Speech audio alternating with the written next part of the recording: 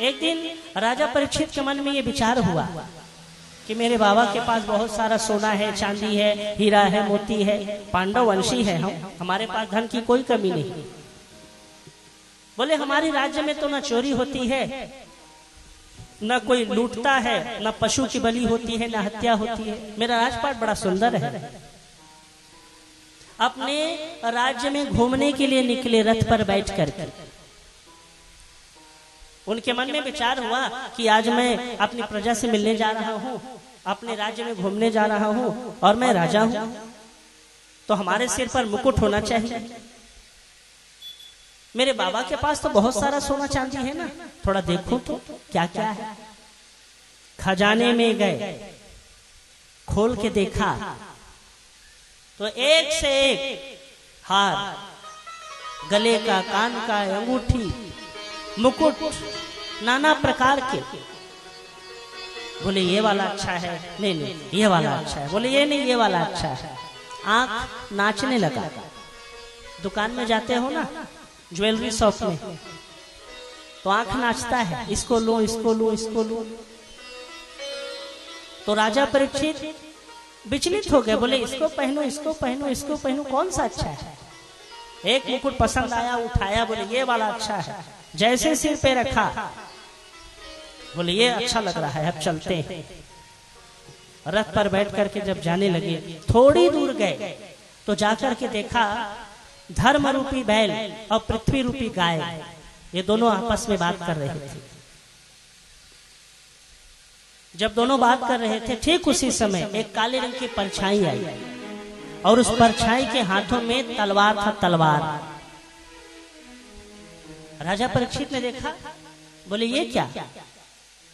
हमारे राज्य में आज तक तो कोई हत्या नहीं होती, किसी पशु की बलि नहीं होती, और ये क्या हमारे सामने, ये कौन है। परछाई को जब आते देखा, उस परछाई के हाथों में तलवार था और उस गाय के पैरों को काटने के लिए आई परछाई। जब देखा तो कहने लगे कौन हो तुम। उस परछाई ने कहा, बोले महाराज मैं कोई और नहीं, मेरा नाम है कलयुग। बोले कलयुग, वो हम नहीं जानते, तुम कोई भी रहो, लेकिन हमारे सामने हमारे राज्य में पशु की हत्या, तुरंत यहां से चले जाओ, अन्यथा हम तुम्हारा मस्तक काट देंगे।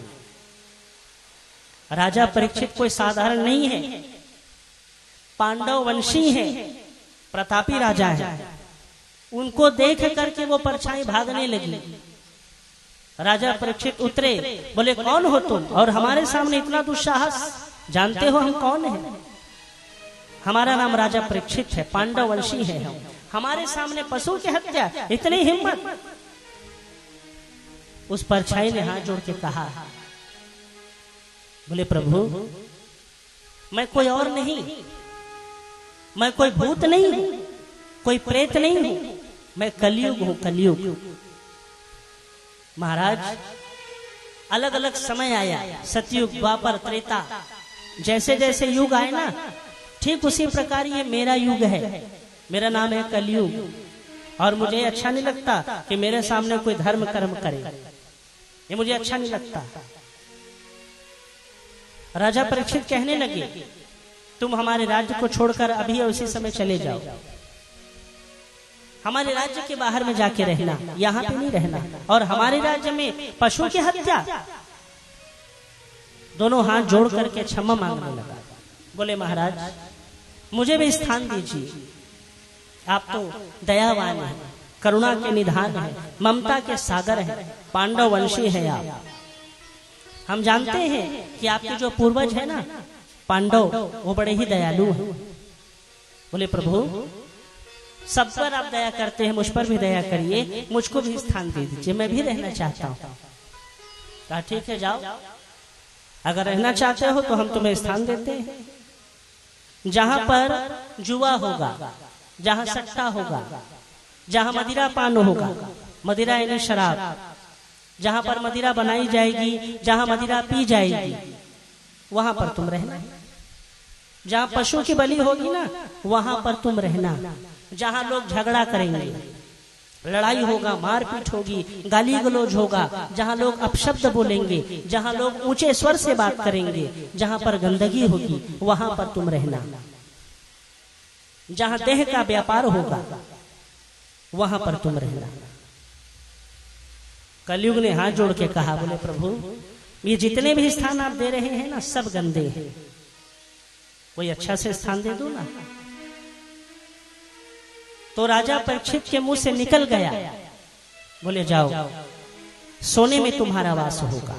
सोना यानी गोल्ड। तो जब राजा परीक्षित के मुंह से ये वचन निकला कि जाओ सोने में तुम्हारा वास होगा, जैसे कहा सोने में रहना, उस कलयुग ने राजा परीक्षित के चरणों को छू लिया और छू करके प्रणाम किया। जैसे छुआ ना असर हो गया। देखो छूने से असर होता है।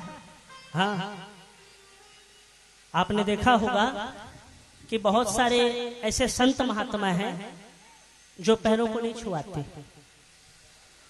हाँ, चरण को नहीं छुआते, बहुत सारे संत महात्मा हैं।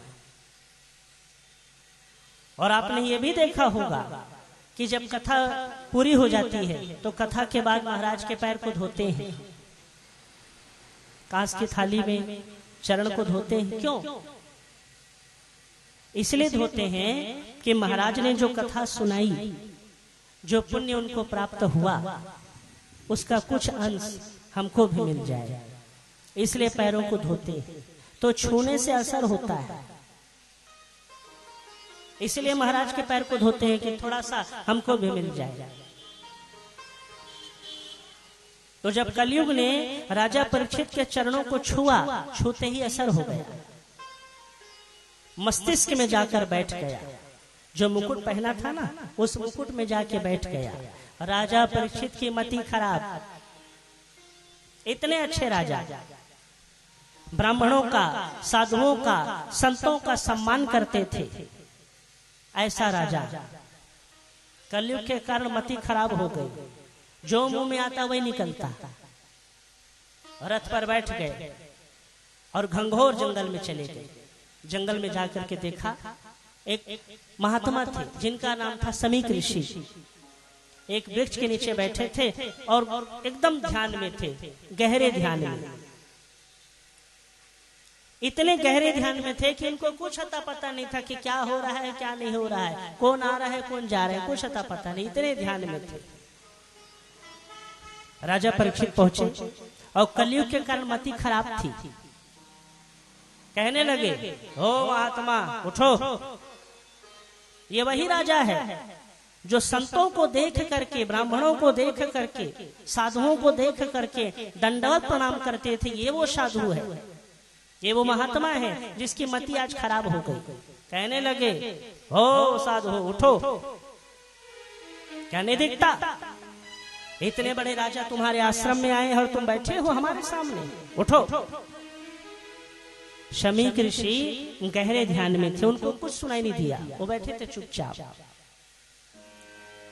कहा, अच्छा इतना घमंड, ढोंगी कहीं का, पाखंडी साधु बन के बैठा है, हमारी बातों को सुन करके भी हमारा सम्मान नहीं किया। अभी बताता हूं।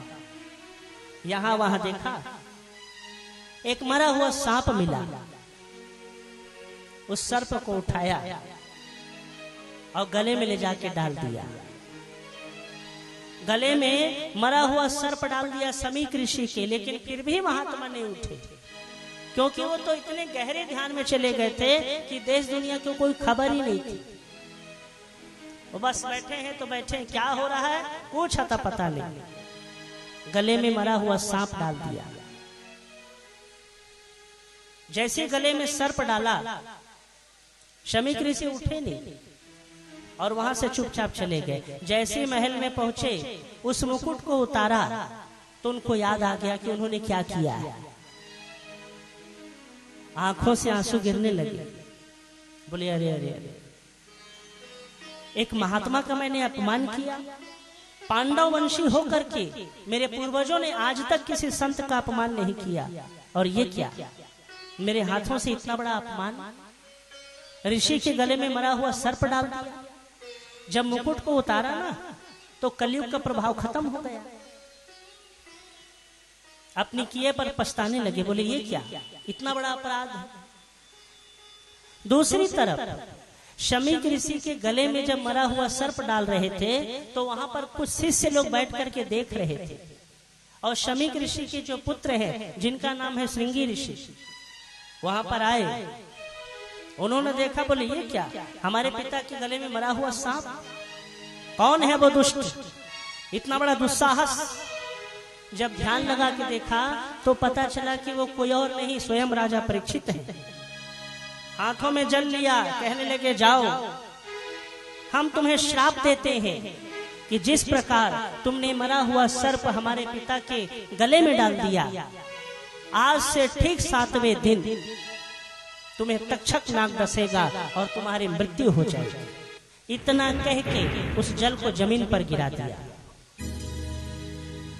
हाथों में जल लिया और श्राप दे दिया, कहा जाओ हम तुम्हें श्राप देते, 7वें दिन तक्षक नाग तुम्हें डसेगा। इतना कहकर जल गिरा दिया। थोड़ी देर के बाद शमीक ऋषि की आंखें खुली। उन्होंने देखा कि श्रृंगी ऋषि सामने बैठे। बोले बेटा क्या बात है, क्यों रो रहे हो तुम, और ये क्या, हमारे गले में मरा हुआ सांप किसने डाला। कहने लगे, बोले पिताजी जिसने भी आपके गले में मरा हुआ सांप डाला है ना, आज के बाद दोबारा गलती नहीं करेगा। कहा कैसे, बोले हमने उसे श्राप दे दिया है। कौन है वो, बोले उसका नाम है राजा परीक्षित। शमीक ऋषि कहने लगे, बोले बेटा ये क्या, जानते हो वो कौन है, पांडव वंशी है वो, इतने बड़े राजा हमारे आश्रम में आए, हमारा ये धर्म था कि हम उन्हें पानी पिलाएं, भोजन खिलाएं, उन्हें बैठने के लिए आसन दें। अरे हंसी मजाक में डाल दिया होगा। बोले पिताजी आज के बाद ना वो कभी हंसी मजाक नहीं करेंगे। कहा कैसे, बोले हमने उन्हें श्राप दिया है, 7वें दिन वो मरेगा, बचेगा नहीं, हमारा श्राप है।